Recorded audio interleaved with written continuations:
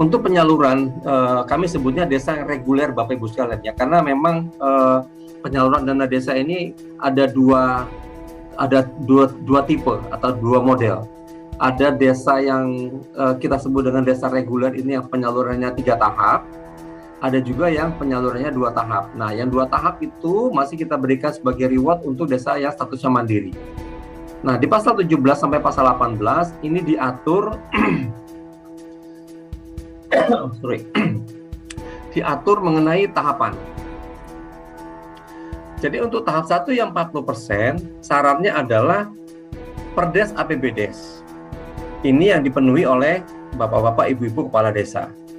Kemudian yang kedua adalah surat kuasa pemindah bukuan dana desa. Ini adalah kewajibannya bupati atau wali kota, Bapak Ibu sekalian. Nah, yang ketiga adalah surat pengantar. Surat pengantar tentunya ini adalah dari bupati wali kota atau pejabat yang ditunjuk kepada KPPN. Baru kemudian berdasarkan dokumen tadi itu nanti kepala DR bupati wali kota harus mencetak daftar rincian desa, ya.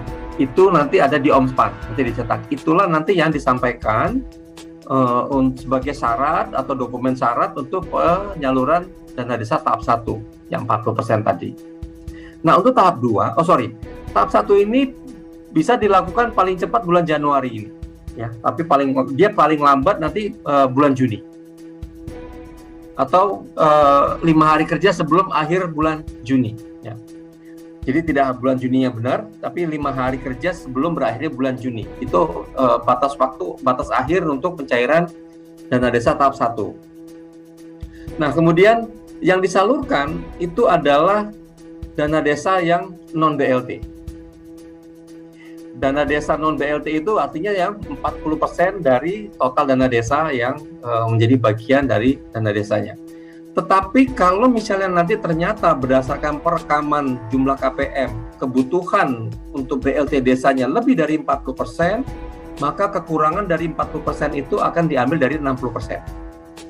Nah, ini Omspan yang akan mengatur seperti itu, Bapak Ibu sekalian. Jadi nanti Bapak Ibu sekalian tinggal memenuhi persyaratannya, kemudian input atau rekam data KPM, ya. Bapak Ibu sekalian tentunya kepala desa menyampaikan peraturan atau keputusan kepala desa mengenai penetapan KPM, sampaikan kepada bupati wali kota, baru kemudian itu yang direkam oleh bupati wali kota dalam Omspan. Nanti Omspan akan menghitung berapa yang akan disalurkan sebagai dana desa non BLT, dan kemudian untuk dana desa yang BLT itu langsung akan dibagi menjadi 12 bulan lah ya, bukan bulan sebenarnya. Jadi 12 bagian. Nah, itu untuk tahap 1. Kemudian tahap 2 yang 40%, nanti ada persyaratan berupa laporan realisasi dan capaian keluaran tahun sebelumnya atau tahun 2021.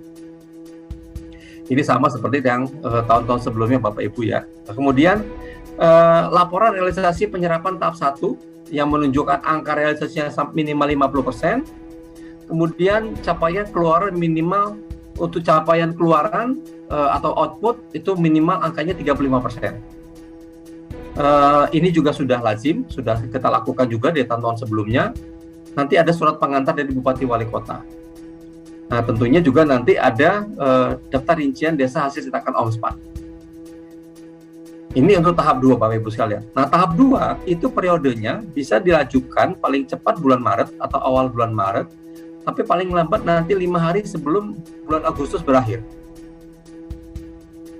Jadi Maret sampai Agustus itu tahap 2.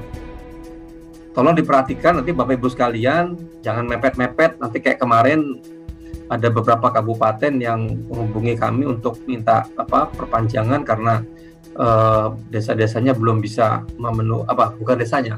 Desa sudah menyerahkan kepada kabupaten kota, tapi kabupaten kotanya belum sempat merekam di Omspan atau belum sempat tagging menandai, sehingga batas waktunya terlampaui. Nah, begitu juga nanti untuk yang tahap 2 ini, dia adalah 40% dari dana desa non BLT desa setelah dikurangi dengan kebutuhan dana desa 1 tahun. Sama seperti yang di tahap 1 tadi. Jadi ilustrasinya itu kalau misalnya dia dana desanya 1 miliar, kemudian BLT-nya 400 juta, non BLT-nya 600 juta, maka nanti untuk yang non BLT itu disalurkan 600 juta itu dikali dengan 40%. 40%-nya berarti 240 juta. Itu tahap 1. Tuh, tahap 2 juga 240 juta. Nah, sisanya yang 120 itu di tahap 3.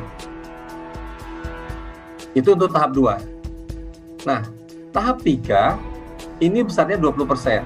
Nanti syaratnya adalah laporan realisasi penyerapan yang sudah digunakan dana desa sampai dengan tahap 2. Jadi karena tahap 1 sudah cair, tahap 2 sudah cair, nanti realisasi penyerapan dari tahap 1 tahap 2 angkanya sudah minimal menunjukkan 90%. Kemudian untuk laporan capaian keuangan penggunaan dari tahap 1 tahap 2 angkanya sudah 75%, itu bisa dijadikan sebagai syarat dokumen untuk penyaluran tahap 3. Nah, kemudian yang kedua adalah laporan kompetensi pencegahan stunting. Ini juga sudah kita lakukan sebelumnya Bapak Ibu sekalian.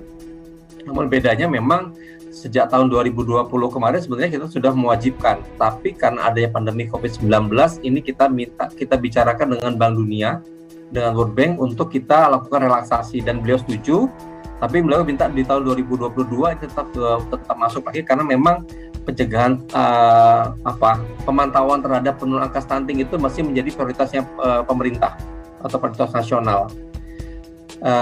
Kalau kita bicara nasional itu Bapak Ibu sekalian itu berarti pemerintah pusat, pemerintah provinsi, pemerintah kabupaten, bahkan sampai ke pemerintah desa juga, karena kita skupnya nasional. Tapi kalau program prioritas pemerintah itu bisa saja pemerintah pusat. Nah, kira seperti itu. Jadi yang ketiga adalah surat pengantar, sebagaimana tadi di tahap 1 tahap 2. Kemudian juga nanti termasuk dalamnya ada daftar rincian desa hasil cetakan dari Omspan. Nah, inilah yang menjadi dokumen syarat untuk penyaluran tahap 3. Nah, tahap 3 ini periode penyalurannya bisa dilakukan paling cepat bulan Juni. Kapan berakhirnya? Berakhirnya itu nanti sesuai dengan langkah-langkah akhir tahun di tahun 2022 ini.